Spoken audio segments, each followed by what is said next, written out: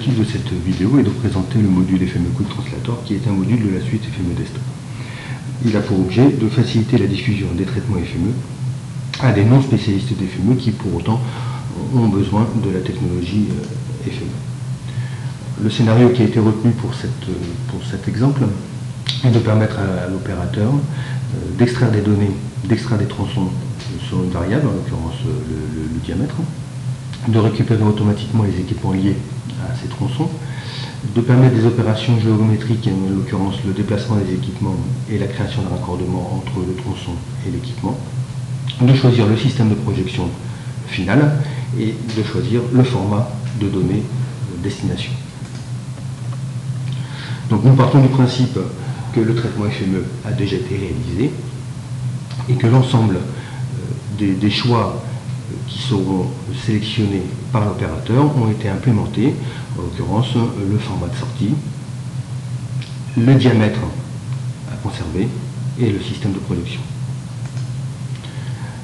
Pour mettre à disposition ce traitement FME et pour pouvoir qu'il soit utilisable dans le cadre du module FME Code Translator, le développeur FME a simplement à enregistrer ce fichier dans un format .fme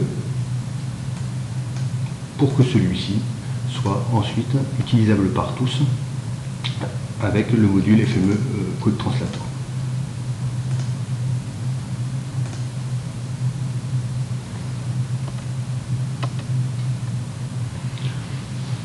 Les données initiales sont présentées dans cette page cartographique.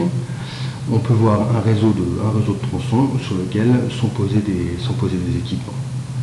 Donc l'idée est de récupérer uniquement le tronçon dont le diamètre est de 250, de récupérer les équipements qui sont liés à ce tronçon, de déplacer ces équipements et créer le raccordement entre les équipements et le tronçon.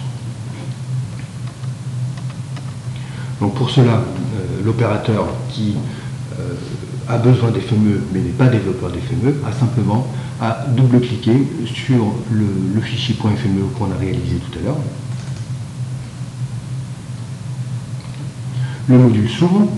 Le module lui permet d'accéder aux différentes variables, aux différentes options qui ont été définies dans le scénario initial, notamment le format, donc avec la possibilité de choisir plusieurs formats, donc de choisir par exemple d'avoir des données à la fois au format Autodesk et à la fois au format Bentley, ou simplement d'avoir des données au format Esri.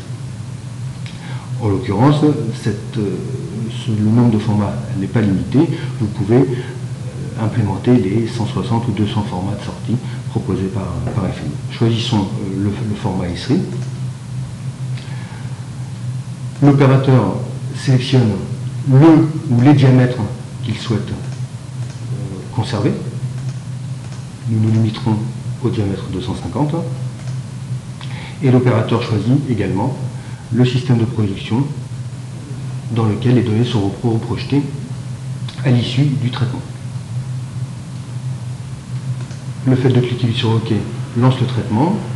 FME va se connecter à la base de données initiale, va réaliser les opérations d'extraction, va réaliser les opérations géométriques sur les données, va reprojeter les données et va fournir les données dans le format de données final.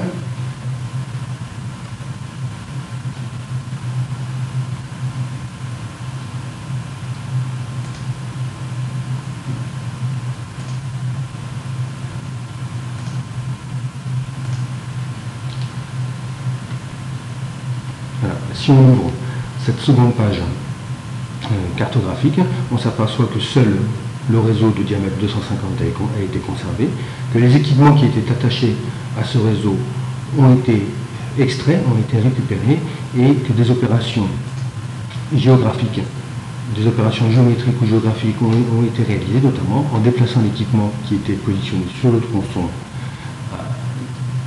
et à créer le raccordement permettant la liaison entre l'équipement et le tronçon.